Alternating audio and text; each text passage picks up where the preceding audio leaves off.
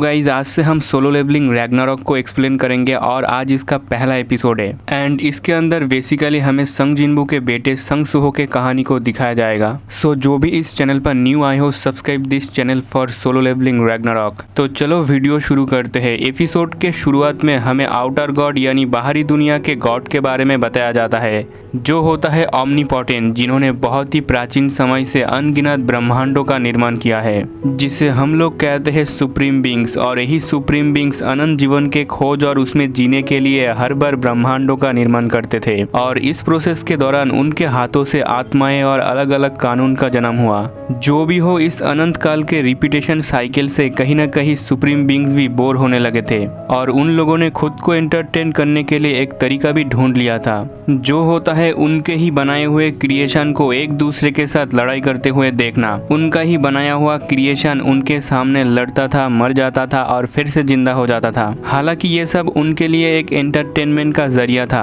और जब ये सब चीज चल रहा था तभी अचानक एक दिन वो चीज हुआ जिसका इंतजार किसी को नहीं था और वो ये है कि एक सुप्रीम बींग्स को उसका ही क्रिएशन एक दिन उसे मार डालता है। एंड गाइज ये शख्स और कोई नहीं बल्कि संग जिनबू है। जो भी हो, जब दूसरे डायमेंशन के सुप्रीम बींग्स को इस चीज के बारे में पता चला तो वो सभी डायमेंशन के सुप्रीम बींग्स यहाँ पर आए उस दुनिया को देखने के लिए जिसने अपने मास्टर को ही मार डाला।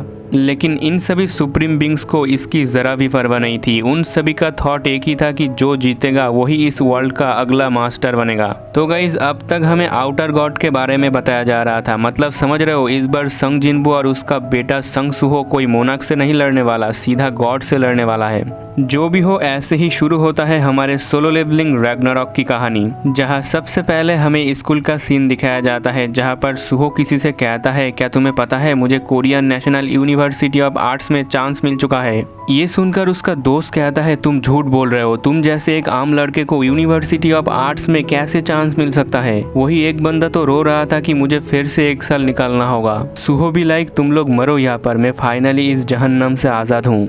तभी यहाँ पर एक बंदा आता है और वो सुहो को कॉन्ग्रेचुलेशन करते हुए कहता है, मैंने सुना कि तुम आर्ट्स यूनिवर्सिटी में जा रहे हो। सच में मुझे नहीं पता था कि तुम्हारे अंदर ड्राइंग का टैलेंट भी मौजूद है। और गाइस ये बंदा वही है जिसे सुहो ने पहले पीटा था। इसका नाम है ली यून चुल, लेकिन सुहो इसका नाम का स्पेलिंग गलत बोलता है, जिस पर यह बंदा और भी ज्यादा गुस्सा हो जाता है कि हम लोग ग्रेजुएट होने वाले हैं और तुझे अभी तक मेरी नाम याद नहीं। लेकिन जो भी हो, अभी ये बंदा सुहो के साथ भिड़ने की कोशिश करता है ये कहते हुए कि तुम्हारे वजह से ही मेरे इस हाई स्कूल पर राज करने का प्लान चौपट हो गया। इस पर सुहो बोलता है, तुझे तो मुझे शुक्रिया कहना चाहिए क्योंकि मेरे वजह से ही तू सेफली ग्रेजुएट हो पाएगा। और इनके लड़ाई को देखकर क्लास में 2 लड़कियां आपस में बात करती है कि हम लोग कुछ ही दिनों में ग्रेजुएट होने वाले हैं, फिर भी ये लोग अभी भी बच्चों की तरह लड़ाई कर रहा है। एंड गाइज इन लड़कियों की बातचीत के दौरान हमें यह भी पता चलता है कि सुहो ने अपने पेरेंट्स यानी माता पिता को खो दिया है, लेकिन फिर भी हर दिन वो स्माइल के साथ जिंदा रहने की कोशिश कर रहा है। जो भी हो, इसके बाद ही हम देखते हैं कि ये लड़का सुहो पर एक पंच अटैक करने के लिए आगे बढ़ता है, बट सुहो उसके मुंह पर अपने घुटनों से एक जोरदार किक दे मारता है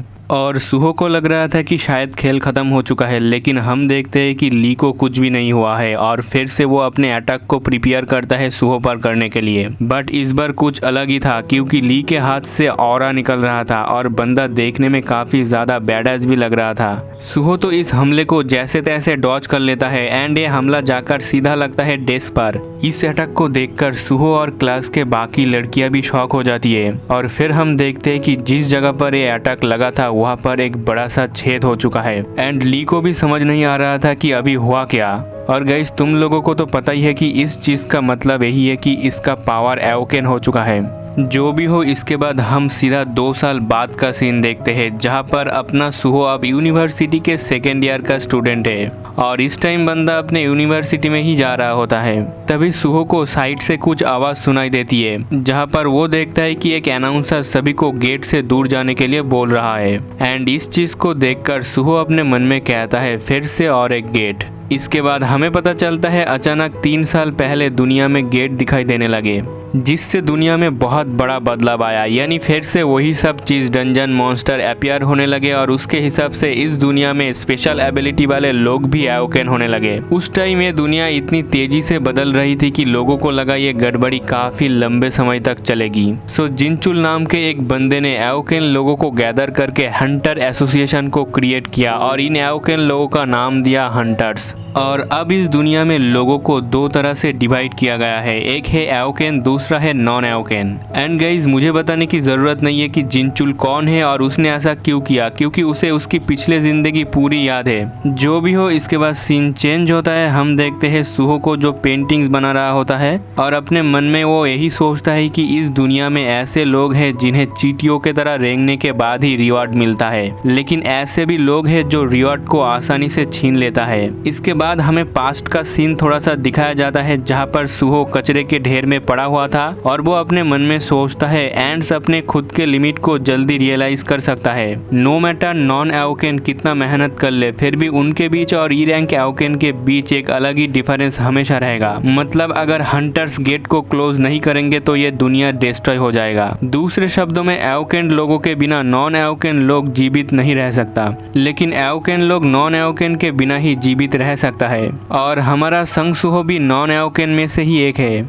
और इस टाइम सुहो अपने आप को बहुत ही छोटा महसूस कर रहा था। वो अपने मन में यही सोचने लग जाता है, क्या मुझे इसकी आदत हो चुकी है कि मैं जो चाहता हूँ वो मुझे नहीं मिल सकता। एंड गाइज इस टाइम हमें ये भी पता चलता है कि सुहो का पेरेंट्स यानी माता पिता दोनों ही मिसिंग है, तो उसका इस दुनिया में सर्वाइवल दूसरों पर ही टिका हुआ है। सुहो ये भी सोचता है कि एक टाइम था जब उसे लगता था कि वो कुछ भी कर सकता है, लेकिन अभी वो सब कुछ गायब हो चुका है और पावरलेस की भावना ने उसके दिल के खालीपन को भर दिया है। सुहो कहता है, मॉम मुझसे हमेशा कहता था कि मैं अपने डैड जैसा दिखता हूँ, तो मैं कभी कभी सोचता हूँ मेरे डैड ने इस पावरलेस के सिचुएशन को कैसे ओवरकम किया था। एंड इसी ख्यालों में वो डूबा था, तभी कोई पीछे से सुहो का नाम पुकारता है और वो उसकी टीचर होता है जो कि उसके ड्राइंग की तारीफ करने लगता है। एंड सुहो ने यहाँ पर बेरू को ड्राइंग किया है जो तुम लोग देख ही सकते हो। इसके बाद सीन चेंज होता है, हमें उस गेट के बाहर का सीन दिखाया जाता है जो सुहो के यूनिवर्सिटी के बगल में ही अपेयर हुआ था। एंड हम देखते हैं कि हंटर्स इस गेट को क्लियर करके वापस आ रहे थे। तभी यहाँ पर माइनिंग टीम का एक बंदा आकर कहता है, आपने बहुत अच्छा काम किया मिस्टर किम। इस पर स्ट्राइक टीम का लीडर यानी मिस्टर किम कहता है, हमने सक्सेसफुली डंजन रेड को कंप्लीट कर दिया है एंड हमारे पास कुछ ऐसा इन्फॉर्मेशन है जो हमें हंटर एसोसिएशन को अभी रिपोर्ट करना होगा। और फिर मिस्टर किम उस माइनिंग टीम के बंदे को बताता है कि हमें एक न्यू टाइप मॉन्स्टर दिखाई दिया है, एक ह्यूमन टाइप मॉन्स्टर जिनके आंख और मुंह से ब्लू फ्लेम निकल रही थी और उन मॉन्स्टर ने अपने पंजों और नुकीले दांतों से हम पर हमला किया, लेकिन इससे ज्यादा डैमेज नहीं हुआ। मिस्टर किम ये भी बताता है कि मुझे थोड़ा स्क्रैचेस तो आया है, लेकिन रियली मुझे कुछ भी नहीं हुआ है और वो मॉन्स्टर उतना भी डेंजर नहीं है। बट अगले ही पल हम देखते हैं मिस्टर किम को जहाँ पर स्क्रैच लगा था वहाँ पर कुछ अलग ही रिएक्शन शुरू हो जाता है एंड देखते ही देखते बंदा उन ब्लू फ्लेम मॉन्स्टर की तरह ही बन जाता है और उस माइनिंग टीम के बंदे को ही खा लेता है।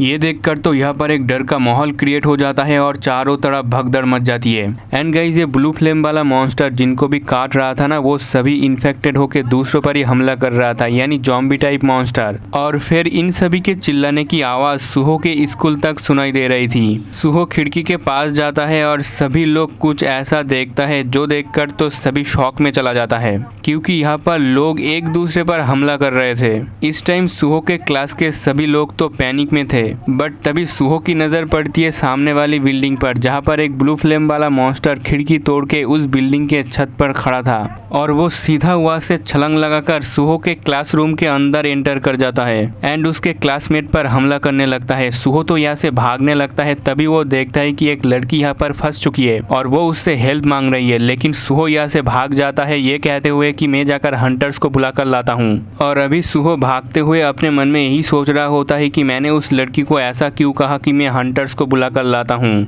ये तो ऐसा हुआ कि मैंने उसे वहाँ पर मरने के लिए छोड़ दिया। मतलब सुहो को इस टाइम अपने अंदर ही बहुत ही गिल्टी फील हो रहा था। और फिर वो कहता है अगर डैड यहाँ पर होते तो वो क्या करते, और बंदे को इसकी जवाब मिल चुका है। उसके बाद हम देखते हैं ये मॉन्स्टर उस लड़की की तरफ आगे बढ़ता है और जैसे ही इस लड़की को वो खाने वाला था तभी यहाँ पर एंट्री होती है हमारे संग सुहो की। वो एक फायर एक्सटिंग्विशर से इस मॉन्स्टर के मुंह पर एक जोरदार ब्लो दे मारता है और आखिर में उसके सामने नोटिफिकेशन आ जाता है एक सीक्रेट क्विस्ट का। उसी के साथ आज का ये एपिसोड यहीं पर ही खत्म हो जाता है। और गाइज आप लोग कमेंट में ज़रूर बताना कि आप लोगों को सोलो लेवलिंग रैग्नारॉक का ये एपिसोड कैसा लगा। एंड अगर आप लोगों को एनीमे रिलेटेड कुछ भी सवाल जवाब मुझसे पूछना है तो आप लोग मुझे इंस्टाग्राम पर DM कर सकते हो। तो आज के लिए बस इतना ही, मिलते हैं नेक्स्ट वीडियो में, तब तक के लिए बाय बाय।